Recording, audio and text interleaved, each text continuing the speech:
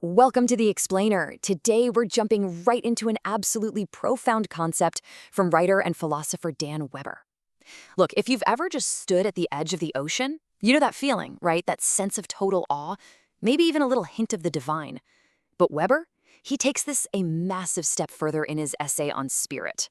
He actually uses the mechanics of surfing, the water, the waves, the physical act of riding a board, as a direct mirror to help us understand human consciousness.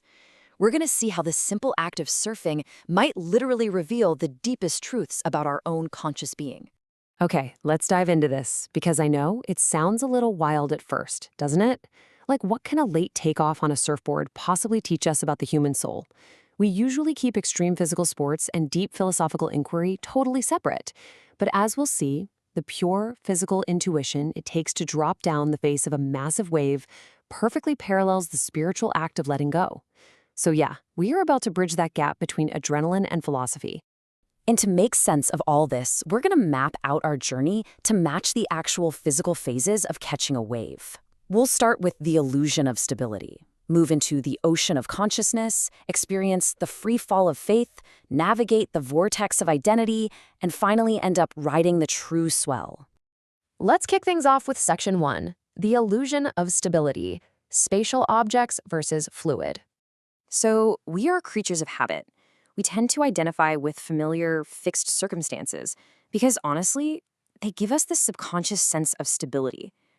Weber compares this to the fixed contours of a coral reef. We mistakenly view ourselves as rigid spatial objects just stuck to that reef. But listen, the essence of your being isn't confined by those rigid boundaries.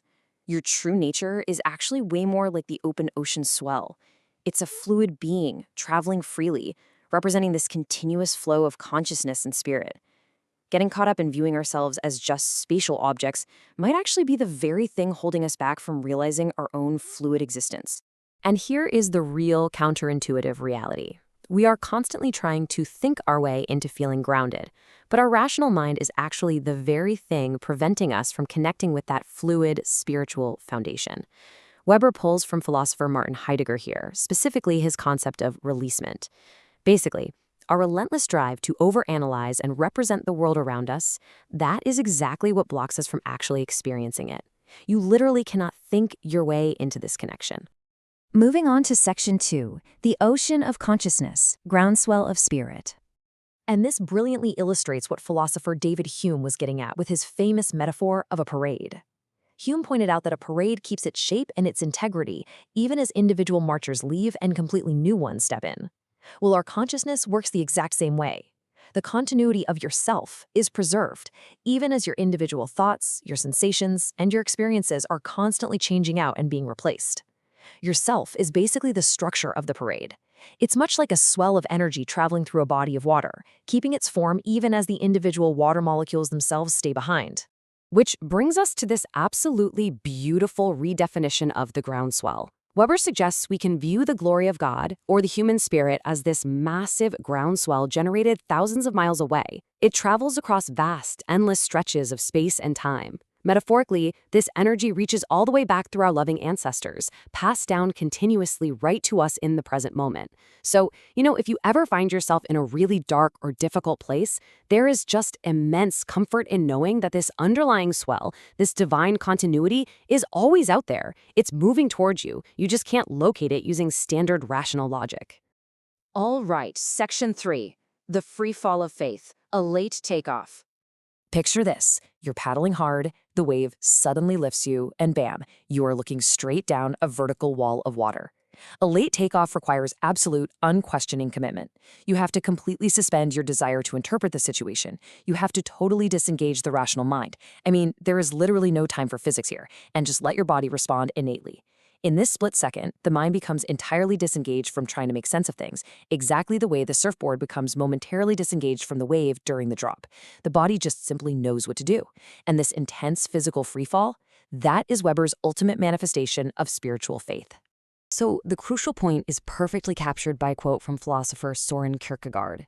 He said that comprehension, our ability to make rational sense of things, belongs strictly to the human world. But faith is our relation to the divine. And true faith requires a complete suspension of rational comprehension. Just like the surfer throwing themselves over the ledge of a massive wave, true faith requires you to stop trying to comprehend the drop and simply take it. You have an innate relationship with the wave, just as you have an innate relationship with the divine.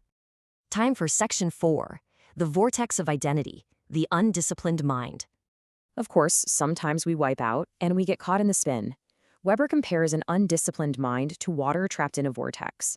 When we just sit alone and listen to our own unchecked thoughts, it becomes incredibly difficult to tell the difference between our own genuine inner vision and the ideas we've just absorbed or borrowed from other people and society. The mind gets drawn into these external narratives and literally held under their spell. And what do? We start defending these borrowed narratives with fierce valor, convinced they give us our personal identity. We end up totally confusing our turbulent, constructed public identity with our actual, true presence. But hey, there is a profoundly hopeful takeaway here. The power of any narrative, no matter how fiercely you defend it, is ultimately subordinate to your innate sense of presence. Your true, fluid self never actually leaves you. The very moment you decide to just stop defending that fake, borrowed identity, your true presence will instantly and effortlessly reclaim its authority. You just have to let go of the narrative that's spinning you around in the vortex. And finally, Section 5, riding the true swell, resonating with being. Think about it. We spend so much of our lives just riding the wake. By that I mean we're navigating the messy, turbulent, choppy waters of public interaction using that borrowed, heavily defended identity we just talked about. And sure, it has some practical uses in society, but man, it is exhausting and entirely superficial. It's a really poor substitute for what we are truly capable of, which is resonating with the swell. When you resonate with the swell, you're tuning into that deep groundswell of energy, that fluid, continuous, universal sense of being that connects you deeply to time, space, and spirit. Which leaves us with this final, deeply personal question to consider as we wrap up this explainer.